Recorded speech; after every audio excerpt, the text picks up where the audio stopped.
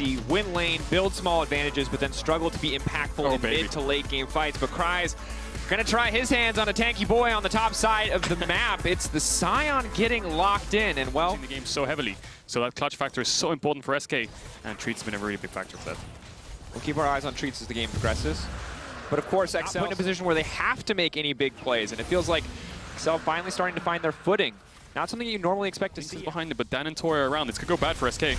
Stun card, immediately gonna go for the root. The root will not quite connect. Chekholad now trying to retreat as now. Tori's trying to find the re-engage, and he will. That's first blood for XL. Asking you shall receive. And now Blue had to base. He might lose his mid tower here. Tinks is still dead. Maybe they can move into bot side now. Maybe they can pick up 2 towers, but Blue's popped the ult. He might be looking for something. Midwave's pushed in. Blue is on the side. Maybe they can kick the fight off. A brief moments of tension, but now they're looking to get things kicked off. Curtain call coming out. Blue off to the side, trying to pick someone off before the fight even starts. That's Dan gone. There's no more jungler. He goes golden. He buys a bit more space to work with. Blue trying to sidestep. The flash away. The gold card. Unavailable. Genex with a clutch Gnar and SK. They've done it again. They found a way to turn the fight. XL, they got out executed. They got cut down, and they're going to lose their mid lane tower. XL. Good for XL. It felt like the perfect winning formula. Neutral into a head in the mid game. They've got the scaling in their favor, and you said it, pull a rabbit out of the hat. SK fire cannon. He's got the Everfrost. Now finally, he can utilize the full potential of this Twisted Fate to go into these side lanes, to look to start to break down. From Tora, so when the T-fight comes, it's a little bit easier. So good force there from SK.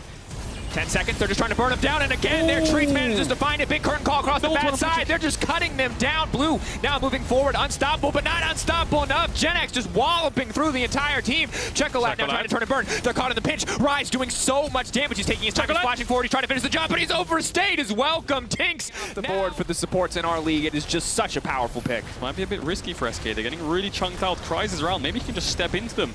They don't have the damage to take him down. Looks like they have to finish the Baron and run. Tinks has the smite. Tori ready to go in. Tori trying to find the follow-up, but he's going to miss. Tinks ignited, but still the knockback is there. Genex managing to turn again. Kai's getting taken down, and it is insult to injury. XL, they thought they saw their moment. I don't know if that works. I'm going to believe you on that one, KaiSser. You play a lot more earlier than I do. I think it cancelled the sleep, and then Chekholad couldn't get the roots, but in the end, Tinks does live. And SK sieging onto this mid tower, playing a 4-1. Their comp is 4-1 in a way because the TF is more of a supportive utility mage. You know, he has the rapid fire, has the Everfrost, has so much CC. He doesn't want to go on a side lane against Chekholad. He doesn't want to 1v1. He wants to stay with his team, walk up to the tower, lock in a gold card, and if anyone from XL tries to clear the wave, they're going to get stunned up.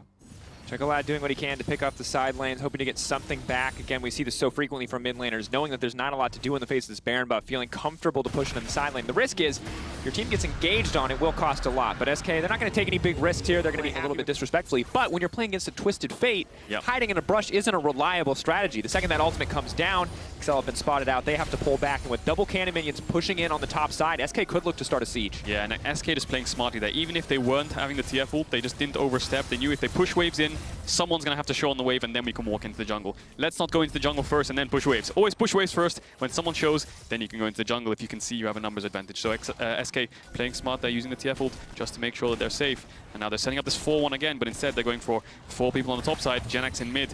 Baron buff still up. See if they can get any towers from this.